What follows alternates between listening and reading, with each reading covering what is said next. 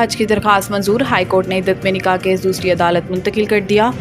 इमरान खान और बुशरा बीवी के खिलाफ इद्दत में निकाह केस में बड़ी पेशरफ्त हुई है, जिसमें इस्लामाबाद हाई कोर्ट ने केस दूसरी अदालत ट्रांसफर करने की जज शाहरुख हरजमींद की दरख्वास्त मंजूर कर ली। अदालत ने केस डिस्ट्रिक्ट एंड सेशन जज शाहरुख हरजमींद से एडिशनल डिस्ट्रिक्ट एंड सेशन जज मोहम्मद अफजल मजूका की अदालत को ट्रांसफर कर दिया। वाज़ेह रहे कि बुशरा बीवी के साबिक शौहर खावर मोनिका ने जज शाहरुख हरजमींद पर एतराज़ किया था, जिसके बाद जज ने केस दूसरी अदालत ट्रांसफर करने के लिए chief justice Islamabad high court को खत लिखा था। इलावा अज़ीं गुज़िश्ता समात पर अदालत आमद के मौका पर ही PTI वकला ने खावर मोनिका पर तशद्दुद किया, इनको थप्पड़ मारे और अदालत में इन पर बोतलें भी फेंकी।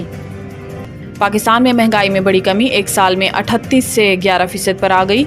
इदारा शुमारियात के मुताबिक अप्रैल के मुकाबले मई में CPI अफरात ज़र 11.76% रिकॉर्ड किया गया, जबकि अप्रैल में CPI अफरात ज़र 17.34% था। इदारा शुमारियात की रिपोर्ट में बताया गया है कि एक साल में बिजली 58.7%, ट्रांसपोर्ट सर्विस 32.2%, कॉटन मलबूसात 23.2%, प्याज 86.6%, टमाटर 55.4% और मसाला जात 39.17% महंगे हुए। दूसरी जानिब मई में माहाना बुनियादों पर महंगाई में 3.24% की कमी रिकॉर्ड की गई और मई 2024 में महंगाई 11.76% पर आ गई। मई में शहरों में महंगाई में 2.80% और देहात में 3.89% कमी हुई, जबकि जुलाई से मई तक महंगाई की शरह 24.52% रही। IMF ने चारों सूबों आज़ाद कश्मीर और गिलगित बल्तिस्तान के तरक्याती मंसूबे मांग लिए।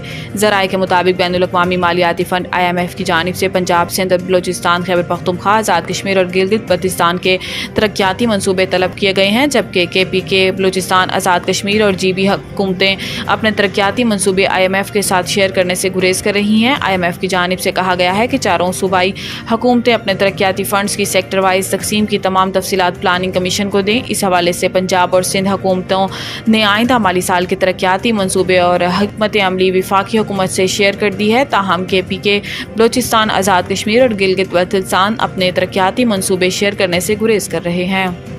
पाकिस्तान की यूक्रेन अमन कॉन्फ्रेंस में अदम शिरकत का इम्कान।